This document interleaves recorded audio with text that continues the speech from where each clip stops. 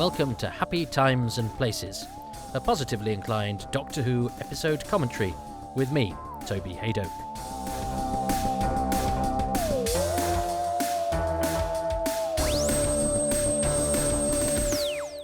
Thank you, Toby, in the studio. I always wanted to do that. Hello, I'm Darrell Maclaine. I'm a voice actor, impressionist, composer, and clown stroke daft bugger. You might remember me at the start of lockdown. I did this. I'll stick a pony in my pocket. And that was me. And I'm wearing the same jumper I wore in that video, which is a big clue to what I'll be talking about today. I would love to say that was all planned and deliberate, but it's just coincidence, really. Toby Hadoke is not my personal puppet master. However, I'm here today to talk about my favourite Doctor Who story. And when I tell you what my favourite Doctor Who story is, you will say, really? Is there something wrong with him? And I will say, yes and yes, because my favourite Doctor Who story is The Chase from 1965. Really? The Chase, really?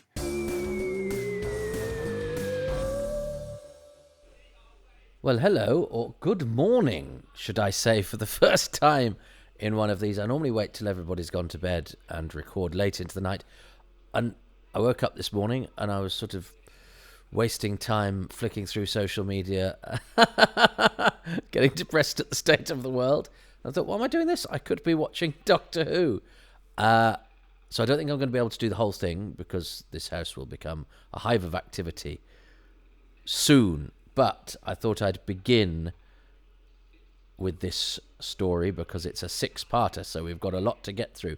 I hope you've got it lined up and are ready to press play in 3, 2, 1, now. Now, I'm fascinated by this for a number of reasons. Hello, thanks for joining me. Darrell Maclaine is somebody I have never met. He's somebody whose work I've very much admired on Twitter. We followed each other, and I sort of, I was going to say reached out, but that's a very modern and slightly Americanized phrase that I think would stick in my throat were I to say it without doing it as I have just then, invoking it. But I sent him a message, and he has sent me lots of very big files, obviously, which I've only seen the beginning of, and he seems to have joined in with gusto. Now, this, of course, is at the end of the Space Museum. And of course, I remember seeing in the credits of the Space Museum, you know, Dalek and Dalek voice. And I thought, oh, well, that must just be the Dalek that the Doctor hides in the Space Museum. But of course, it's not. It's the lead into the funky jazz sitch that is The Chase.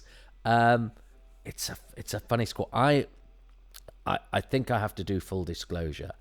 I haven't seen this story for years, and for many years I had great joy in being, well, not joy, in being furious with it. I think because I'd expected, it was the Hartnell Dalek story that I wanted to see because we didn't have Dalek Master Plan, Doctor and the Daleks and, or the Dead Planet, or, you know, the first one, and Dalek Invasion of Earth, we had approximations of in the Cushing movies. But this seemed very serious as well. You know, it was like an epic chase. God, I love Maureen O'Brien. I have, and I haven't had to move this cushion. Viewers, listeners to the podcast, you can't see. I'm actually leaning on a cushion that has Ian's Monsters from Outer Space book design cover on it, and I haven't had to move that especially to put it into shot. It was here this morning, and I've just straightened it out slightly so that you can see it. But I haven't put it here especially. It's actually the life I lead, and I think because when I first saw The Chase, it wasn't the sort of serious space epic I was hoping for, because I expected Doctor Who to be very serious, because I wanted even though I'd always had fun watching Doctor Who, I grew up with Tom Baker. As I discovered Doctor Who as a youth, it was important for me to be, that it be terribly serious. That's as wrong-headed, I think, as other people who grew up with it with retro, who like it because it's a bit naff. I've never quite been able to side with those people because I don't know, because Doctor Who was always terribly serious, and I'm not sure I can get on board with the sort of arch distant. Oh, it's marvelous because it's terrible. I wasn't born. I said it in my show. I'll say it in my Doctor Who scarf. I wasn't born postmodern. I like Doctor Who because it was good. I love Ian's jacket here, and I remember seeing that in a few photos. It's a jacket. It's a shirt, isn't it? It's a stripy shirt. But I remember that being in some of the photos in some of the Peter Haining books. I think there's a rare photo in one that's of a sort of staged. I think Ian's lying down and various other people, including an Iridian, are crowded round him. Some of the black and white publicity stills for this era make the shows look amazing. But so when I got Doctor Who videos, the fact that this had the audacity of trying to be funny, which it does. I mean, that whole sequence with Vicky being redundant is sort of fairly lame comedy, but Maureen O'Brien does it very well, and it's to sort of show that the time travelers are. Well, no, I don't think it's designed for that. I think it's designed to, have a bit of fun at the beginning of the episode. But it does show the lovely sort of dynamic between this quartet, which I think is one of the great appeals of the era. And this is, of course, Ian and Barbara's last hurrah. And I don't know about you, but I'm not ready to go to London 1965 quite yet. And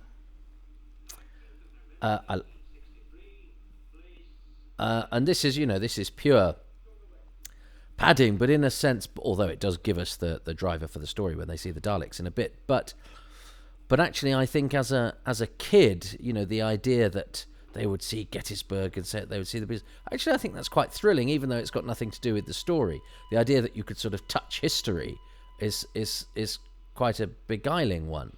Beguiling alert.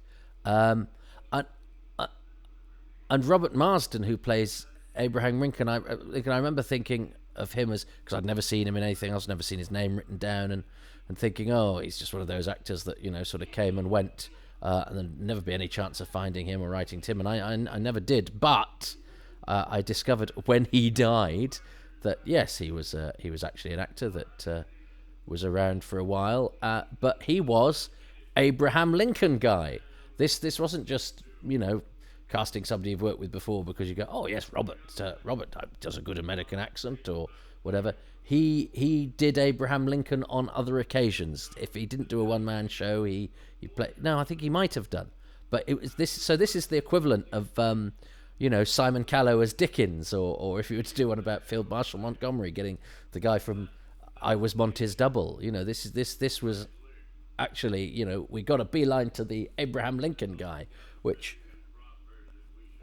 So, and anything you have as an actor that makes you castable, one wonders if we need somebody to play a lawyer. Should we get Robert Marsden? No, he just does Abraham Lincoln. So it's a curse as well as a blessing. But I was pleased that, when Doctor Who had Abraham Lincoln, they had Abraham Lincoln guy. I love the dynamic between these people. I like all of the people in the TARDIS at this point. And gosh, gone is the dynamic of the early years when Jacqueline Hill bashes the thing, and then William Hartnell does too. Oh, it's Queen Elizabeth I. Oh, and of course Shakespeare and Bacon. So again, I think if you're a kid learning history, this is this is amazing stuff. And Roger Hammond and Hugh Walters, and I didn't realize when I first watched this that these are two great thespians. Hammond looking svelte here, who was better known as a sort of rotund character actor who appeared in all sorts of things, and I think a Legal in General actor and lots of Merchant Ivory type stuff, playing slightly plump Men of the Cloth, a great character actor, apparently a very, very lovely man. Lived in the same village as Wanda Ventham and Donald Pickering. That's my fact about Roger Hammond. And he's Dr. Runciman in Mordred Undead. So two very small parts in Doctor Who that aren't reflected, don't reflect actually the sort of size of his career subsequently, where he, there's a lot of one-scene actors in the 1960s we never hear from again, but his career in film and television was fantastic.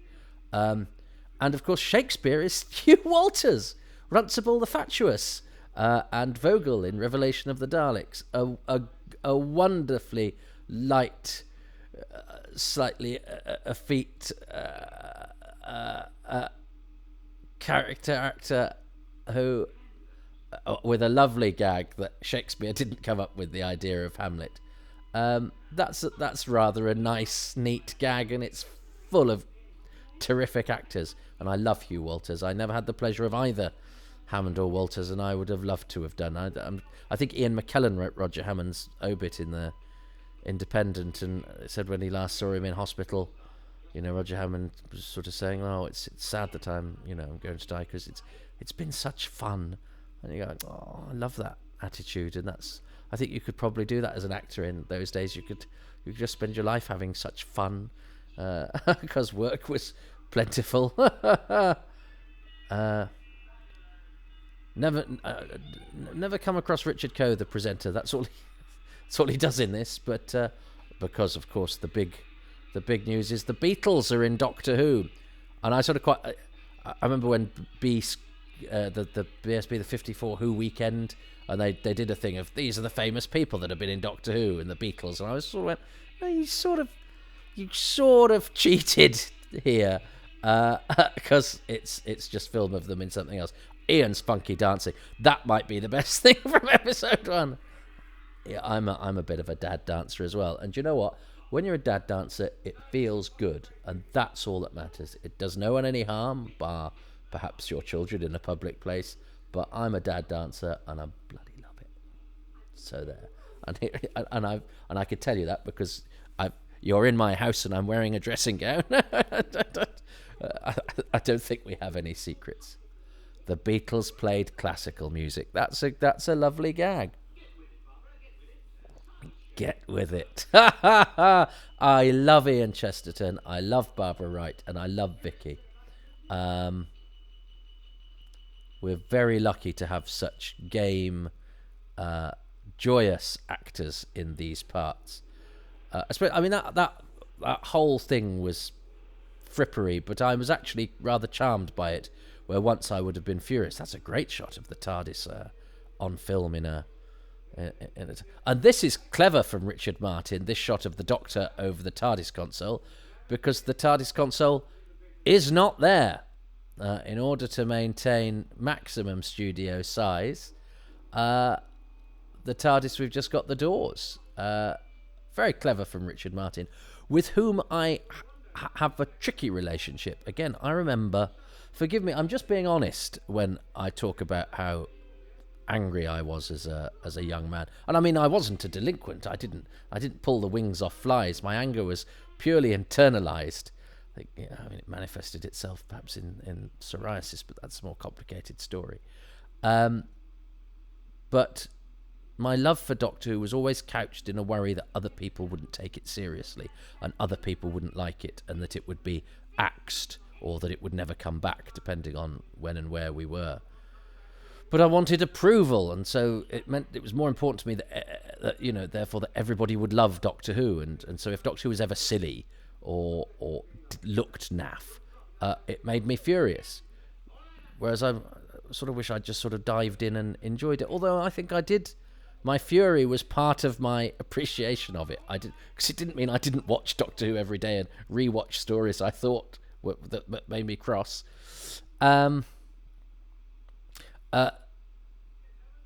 This stuff on location amused me. This because Ian and Vicky are not played by William Russell and Maureen O'Brien. In fact, Vicky is played by Barbara Joss, who plays Nemone, the the Optera who stops up the wall in the Web Planet.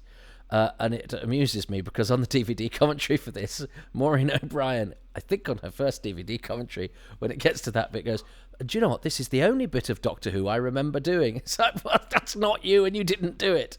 So it just goes to show that sometimes a moderator is very important, although Peter Purvis moderated that, but he wasn't to know that. That she'd say, she'd remember a bit she didn't actually do.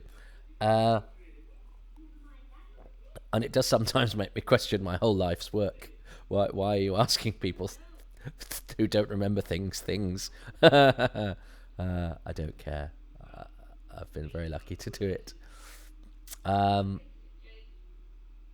So I'm hoping this watch of the chase will teach me to chill out a bit about Doctor Who when it doesn't live up to my childhood imaginings. But Richard Martin, as I say, I had quite a complex relationship with, because he was always talked of as this sort of film director in sort of writings about Doctor Who. That's good, a tentacle. But his studio work is very ambitious, and I would say it doesn't always come off. But he had the audacity to do interviews quite early on where he sort of went, Doctor Who wasn't ambitious enough, and it wasn't very good, and sort of basically I was too good for it, and Verity Lambert was wrong. And again, a bit like Maureen O'Brien, where she would in Doctor Who magazine do interviews going, I'm only doing this to plug my book.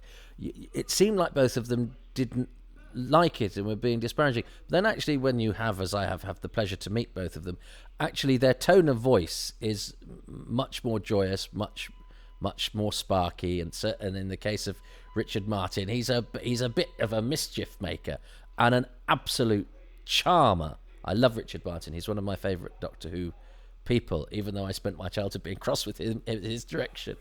Partially because I was informed by those interviews where, unless everybody said Doctor Who was marvellous and it's so sad you can't see the episodes, I would be like, hang on. Oh, that's very dramatic. And that's a great wheeze. They've got the scene, the screen to look back at great events from the past, and it's actually shown the Daleks are about to chase Doctor Who and his chums. And I like the different coloured Dalek. I think the Daleks look great in black and white.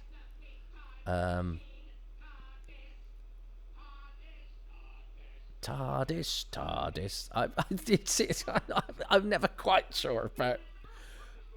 He does try and mix things up a bit, Richard Martin, sometimes, but I have to say I'm not sure it always. That's a great shot, though. I love that. I think these Daleks look magnificent. There's nothing clunky about the Daleks at all. I can see why they bewitched a generation or two of children.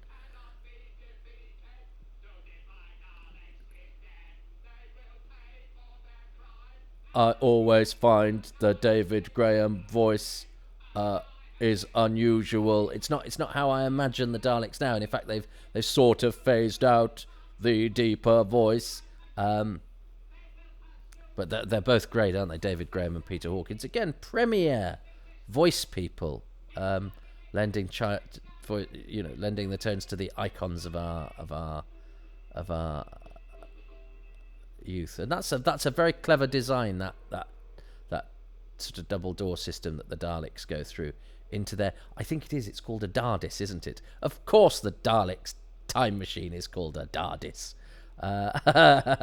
And that's a neat trick, isn't it? Where it's the same three Daleks going round and round and round. That's an inventive use of resources. There we go. Well done. Door doesn't. Yeah, it's a funny old design. That it's sort of slightly curious, but it works. I like it. So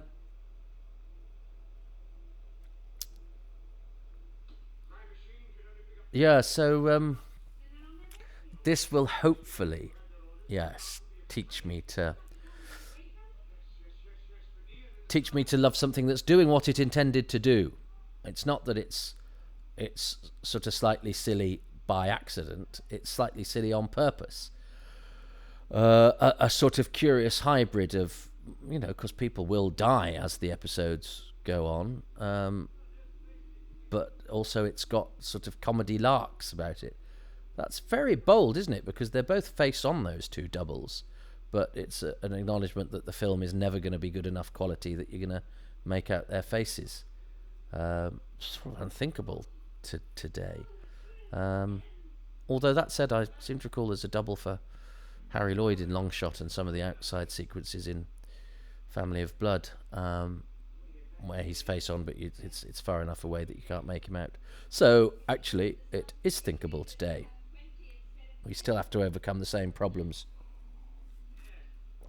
The sound effects are the hero of so much of 60s Doctor Who. Just this unearthly, ethereal wind here. I think Brian Hodgson, although we all know his name, and we all Doctor Who fans, I think, are comforted by his name, I think he's an undersung hero of 60s Doctor Who. I think the weird, unsettling, alien soundtrack. Doctor Who's never so alien as it is in is in the 1960s, where there's alien worlds aren't just sort of brave new worlds. They're strange, they're odd, they're unsettling, they're alien, rather than people in hats or slightly skew-whiff versions of planet Earth. And I never quite got this story of the it's just suddenly gone dark. Night has fallen in the studio, but I never quite got what this story was here for. So I'm sorry if I'm being thick. Well, apart from the fact that she's setting up the fact that they shouldn't pull the ring. Okay, that's what it's there for. It just seemed to me to spend an awfully long time doing it. But it is almost like they're going, well, we sort of want a Dalek-based cliffhanger, so we've got to do a lot of hanging around.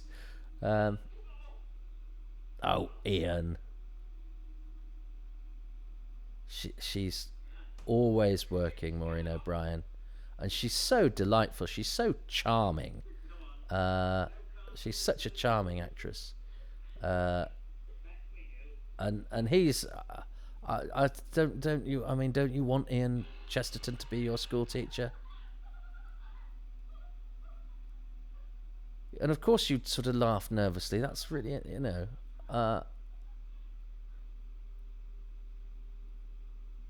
it's sort of mixture of sci-fi and fairy tale, isn't it? You could see the tarp going there. But I always wanted to see the chase. I remember the approach to the TV50, where Celebrations, where we were shown an awful lot of Doctor Who clips on the night, and that was amazing. God, and they didn't stop coming. There was, for some programs, it was just a clip here or there. The Doctor Who compilation was fantastic. I was at a friend's house, and it was so exciting to see all those clips. But there was talk that they might have repeated a whole Doctor Who story, which frankly was what we deserved. It seems quite strange now that they didn't. But the talk was that the Dalek invasion of Earth was in too bad a state to ever be repeated. I don't know quite where that came from.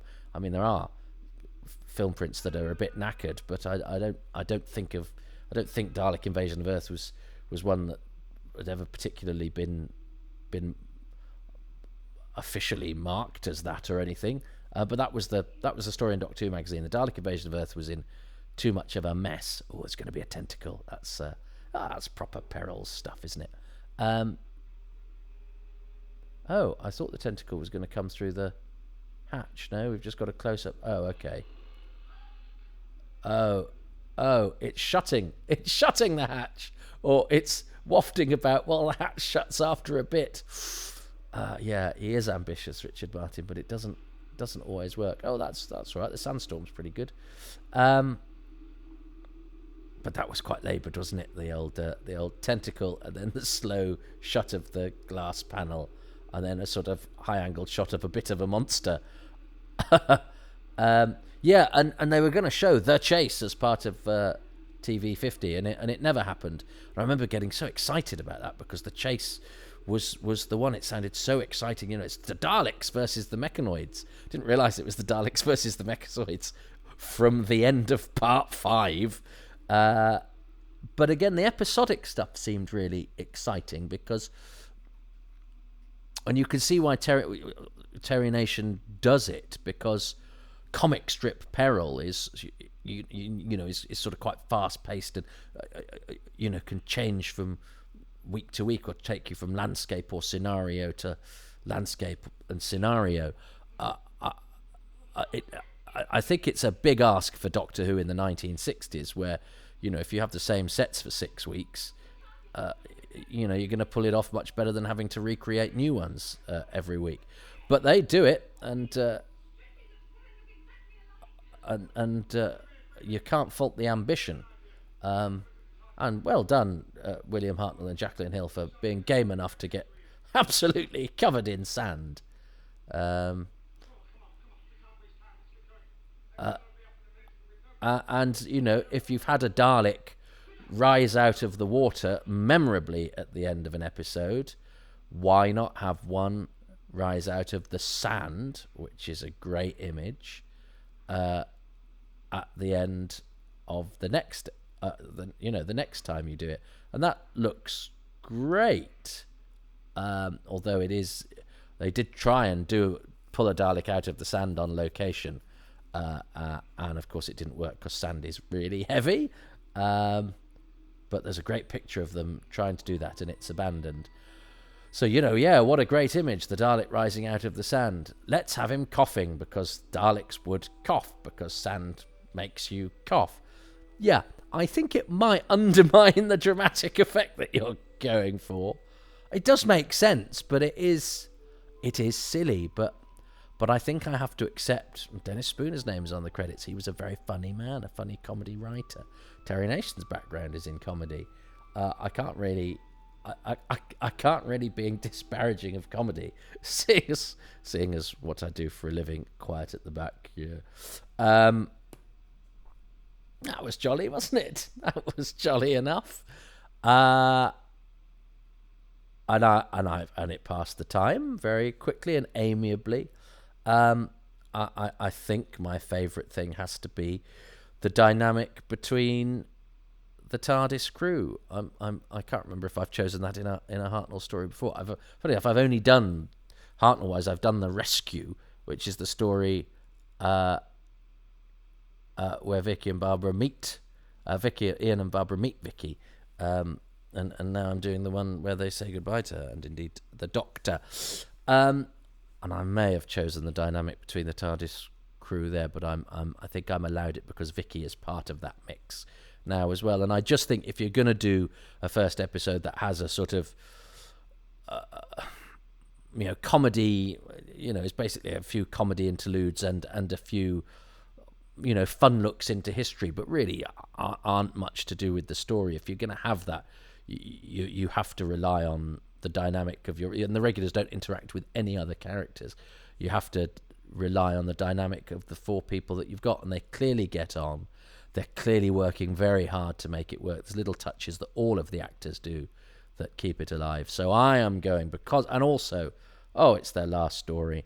But I'm going for the dynamic between that peerless, faultless TARDIS quartet. Now I'm intrigued to see what Darrell has done, because he sent me 3 very big files that, of course, I am not allowed to look at until the choice. So I have chosen. I'm going to write this down because this is a 6-parter, and I will forget.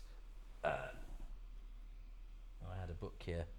Oh, I'll write it down in the break. But I'm choosing the TARDIS quartet. What's Darrell? So the first reason I love The Chase, and let's get this out of the way right at the beginning, is its acorn antiqueness. The fact is, loads of things in the production of this story go really badly wrong, and they make it all the way to screen, and they've been left that way for 55 years. And this is brilliant. Well, I know we're supposed to say that, oh, Doctor Who, really, the things about wobbly sets and rubber monsters, actually, that's a bit of an exaggeration. Actually, it was very, very well made for its time, and it was. But the chase, on the whole, isn't, and that's kind of quite amusing. And I'm sorry if I'm upsetting anyone, but it's actually okay to sit down at Doctor Who and kind of laugh at it as well as with it, and love it, and also kind of take the mick. I've introduced friends to Doctor Who through the chase by saying, let's get this out of the way first. You'll laugh at it, and once you've got through that barrier, you can enjoy anything then on its own terms. And it's worked. It's hilarious. You can actually sit down with friends. Well, not at the moment, but when we can, we'll all sit down together and watch the chase. There are some amazing fluff lines. There's that day for night shot of the Daleks. There's that clock which goes over the screen. There's the Dalek you can see in the corner, which you shouldn't be able to do. There's people making wrong entrances. There are loads of things which are rubbish, but I love them for that.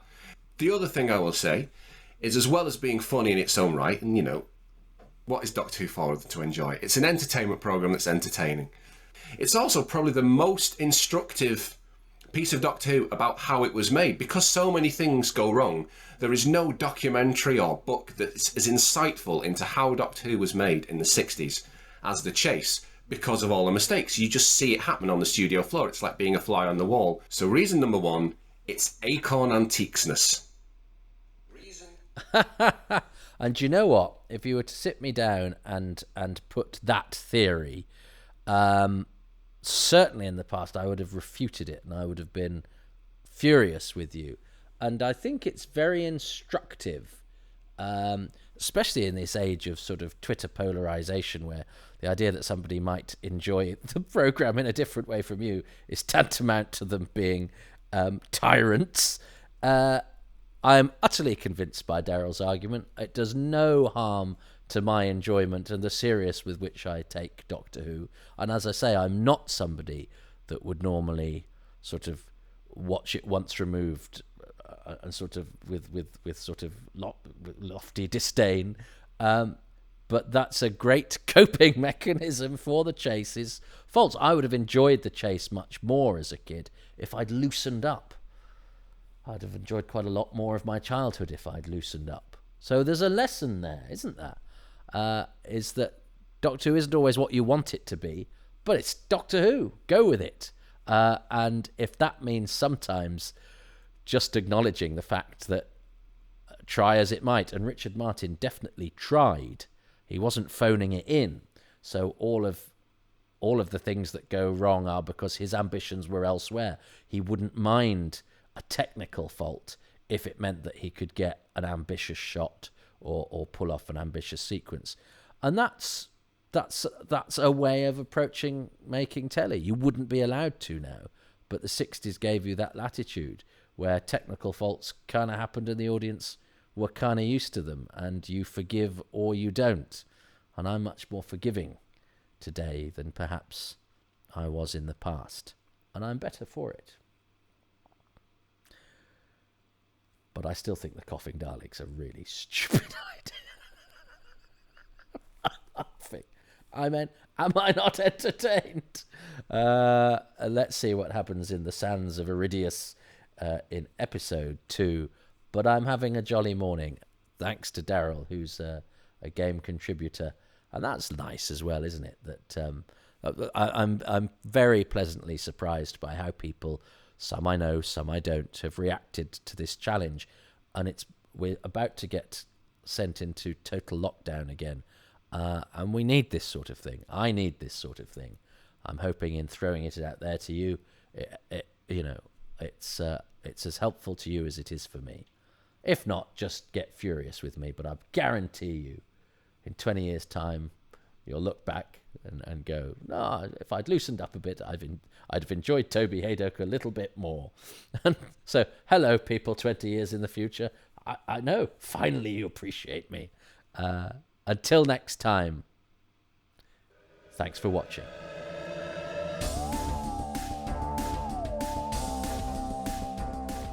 Thank you so much for listening to Happy Times and Places, which is presented by me, Toby Hadoke, and this week featured by special guest Darrell Maclaine. He's on Twitter at MacLockdown, M-A-C Lockdown. Follow him for lots of music and comedy and all sorts of other stuff. I'd love to give a shout out and much gratitude to this episode's featured patrons, who are Ruben Herfindahl, Andrew, Ian Gillespie, Simon Ash, Lisa C. Greco, Dave Stevens, Lisa Gledhill, Keith Pirrie, James Lark, Paul Ingersoll, ARCH Presents CIC, Robert Jewell, John Curley, Tom Selinsky, Martin Bellham, Darren Mackay, Steve Hatcher, John Turner and Tilt Areza. The music for this podcast is specially composed by Dave Gates, and the podcast artwork is by Dylan Patterson.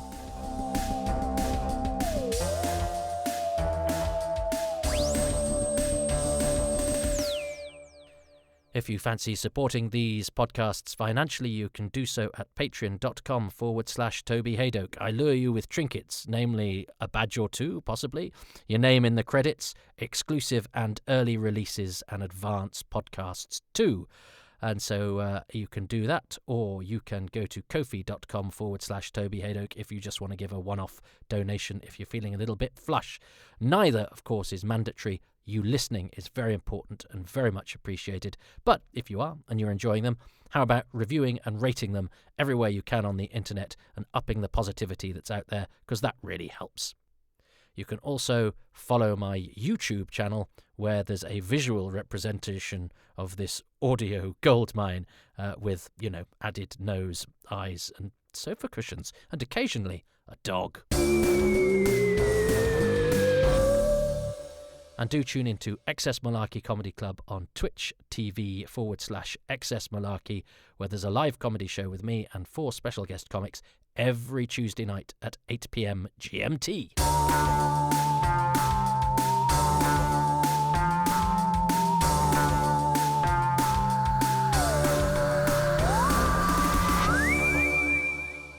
There were actually a few more ums and ahs than I would normally let through in my coda. There's another I don't normally allow those in and do a retake, but as it's the chase where everything pretty much goes wrong, I thought it would be apposite if I left in the warts and all. You see, I do think about this stuff.